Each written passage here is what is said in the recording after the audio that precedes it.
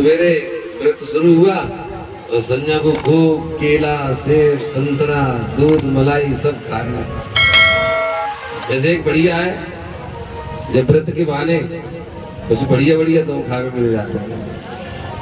वैसे तो कहूँ ना लावे नहीं हमारे घर के लोग, लेकिन इस माने कह दो आज व्रत है तो आप उस दिन रोटी नहीं खाते ना, फिर फल खाते हो, फल पे रहते हो ना।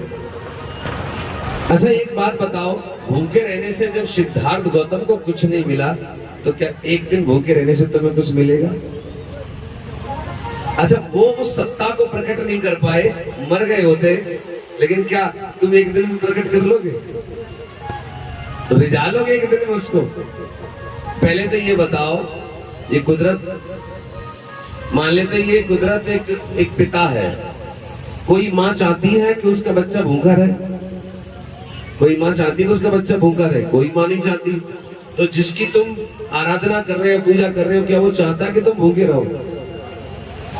लेकिन हाँ, हम दिखा रहे हैं कि हम तुम्हारे लिए भूखे हैं। जब सिद्धार्थ गौतम को कोई लाभ नहीं हुआ 6 वर्ष में, तो मैं तो ऐसा विश्वास करता हूं कि आपको भी कोई लाभ होने वाला नहीं है। अच्छा ये बताओ, भूखे रह करके किसकी आराधना आरती कर लेना, इससे आपको फायदा क्या होगा? मुझे एक फायदा तो बताओ जिससे ये फायदा होगा। विज्ञान ये कहता है कि अगर कोई व्यक्ति पूरे महीने भर खाता है तो एक दिन ना खाए। एक दिन ना खाने का कारण ये है कि उसका स्वास्थ्य मेंटेन बना रहता है, ऐसा बताते हैं लोग। हफ्ता भर में एक बार भूखा रह ले तो कोई दिक्कत नहीं है। लेकिन इसको किसी आस्था से जोड़ करके और मनोधि प्राप्त करने के बारे में विचार किया जाए तो फिर ये अंधविश्वास ही होगा। ये अंधविश्वास इसलिए होगा कि शरीर को भूखा रख करके, शरीर को कष्ट दे करके जब बोधिसत्व सिद्धार्थ गौतम को कोई लाभ नहीं हुआ तो आपको भी कोई लाभ होने वाला नहीं है। लेकिन हाँ, अगर आपको व्रत रखने का शौक है तो मैं आपको व्रत रखने का तरीका मैं बताता हूँ।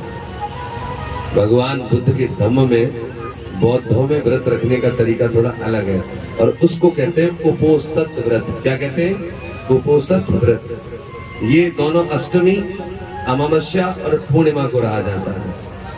अच्छा पूर्णिमा को क्यों रहते हैं? कि भगवान बुद्ध की जीवन की जितनी घटनाएं वो सब पूर्णिमा से जुड़ी हैं।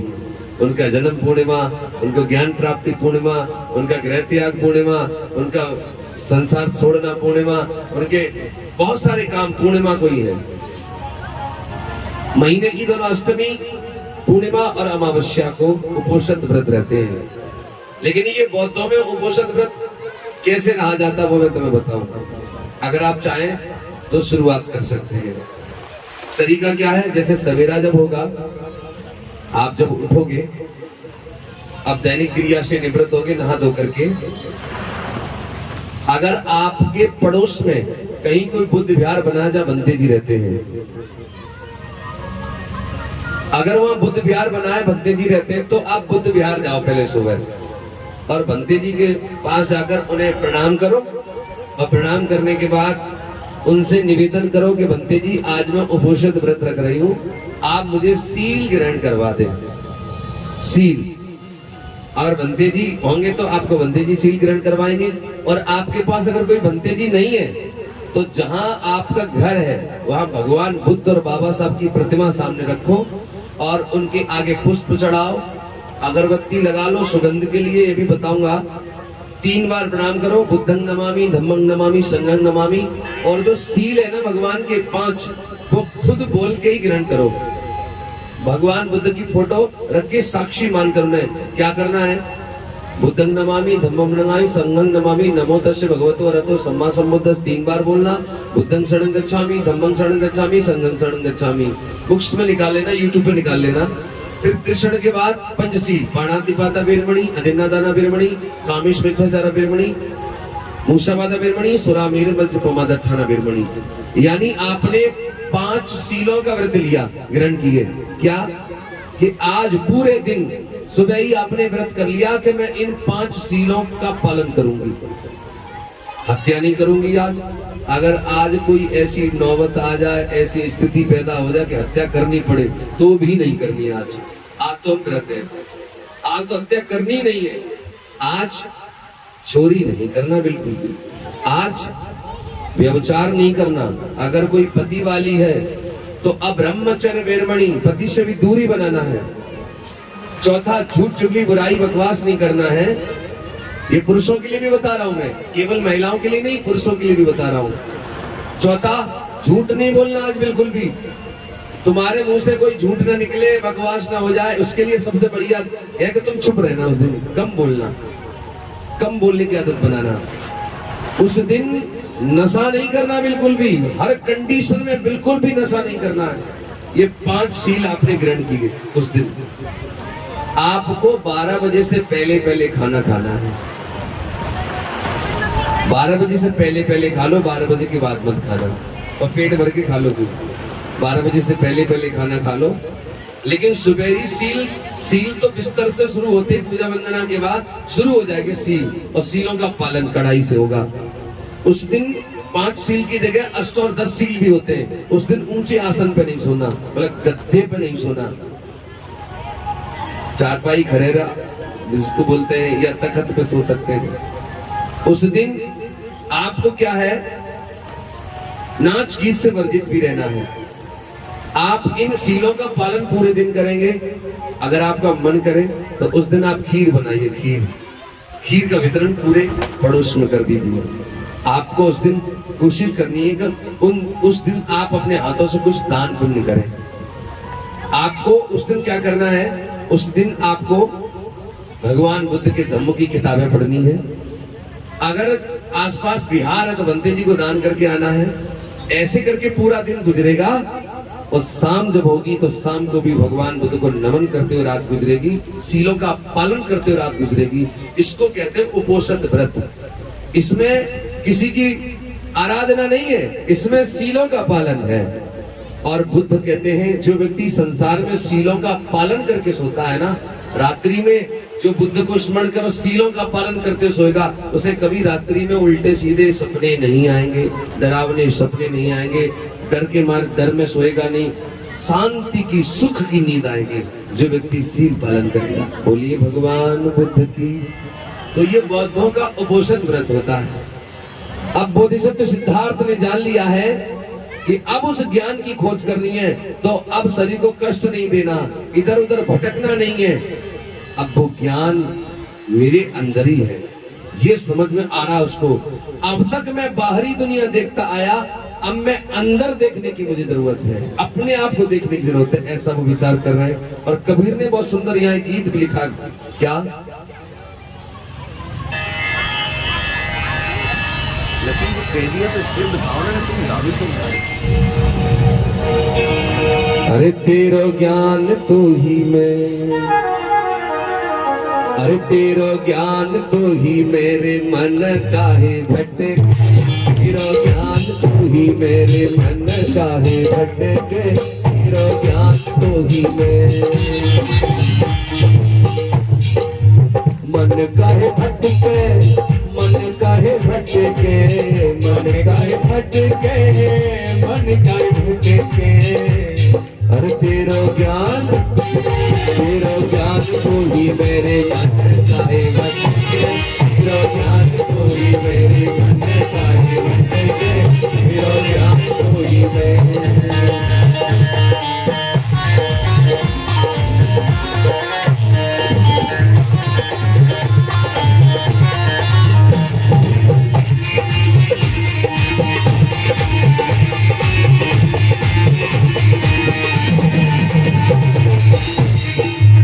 जैसे रंग छुपा मेहंदी में, जैसे रंग छुपा मेहंदी में। माताओं बहनों के अंदर एक अच्छा गुण ये होता है कि तुम कोई भी गाना गाओ, बेसन गप्पा लेती है। ये आदमियों में नहीं होता, महिलाओं में होता है। मैं चाहता हूँ गाओ सब मेरे साथ। जैसे रंग छुपा मेहंदी में, जैसे रंग छुपा मेहंदी में,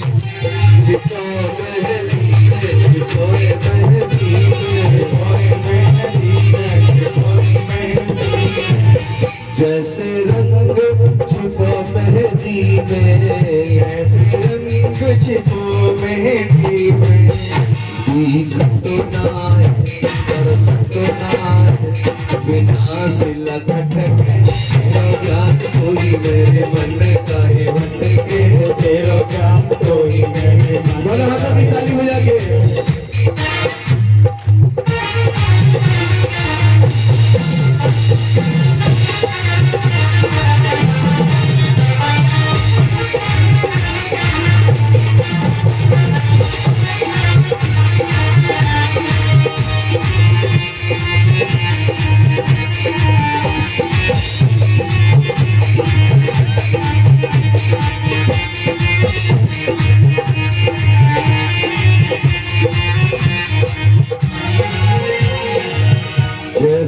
हवा छिपी रे बिजना में, जैसे हवा छिपी रे बिजना में, जैसे हवा छिपी रे बिजना में, जैसे हवा छिपी बिजना में। दिखते ना है तरसते ना है बिना डाड़ी कटे जान तो ही मेरे मन चाहे बंदे के जान तो ही मेरे मन काहे बंदे के, तेरा जान तो ही।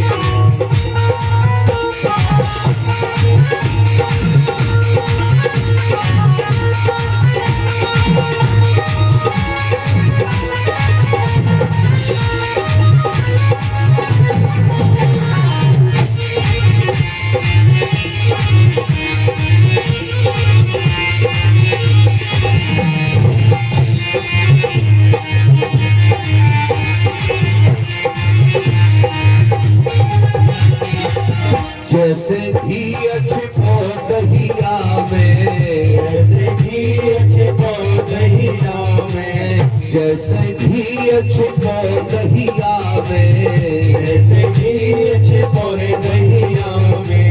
वो दिखत नाय तरसत नाय बिना रही कटे ज्ञान तो ही मेरे मन चाहे भटके, तेरा ज्ञान तो ही मेरे मन काहे भटके, तेरा ज्ञान तो ही मैं।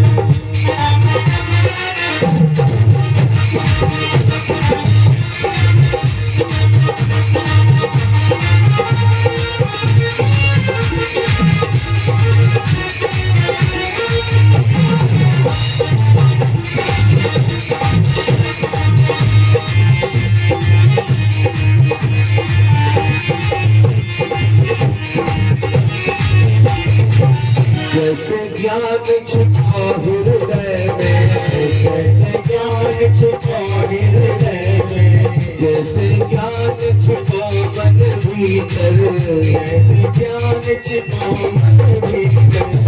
दिखत नाय तरसत नाय बिना चिंतन करे जो ज्ञान तो मेरे मन काहे, तेरा ज्ञान तो ही मेरे मन काहे भटके, अरे मन काहे भटके रे मन काहे भटके, काहे भटके, मन काहे भटके। तेरो ज्ञान तेरो ज्ञान तो ही मेरे मन काहे भटके, तेरो ज्ञान तो ही मेरे मन काहे भटके, तेरो ज्ञान तो ही मेरे मन काहे भटके। बोधिसत्व सिद्धार्थ गौतम ने ये जाना कि अब तक मैंने बाहरी दुनिया को देखा, अब मुझे एक बार इस अंदर की दुनिया को देखने की जरूरत है। वो क्या करते हैं, अपने मन में संकल्प लिए हैं कि जब तक ज्ञान की प्राप्ति नहीं करूंगा तब तक लौट करके घर नहीं जाऊंगा। अब वहां से आगे बढ़े और चलते चलते कहाँ गए, और चलते चलते गया नामक स्थान पर आ गए। कहाँ गए, गया। वैसे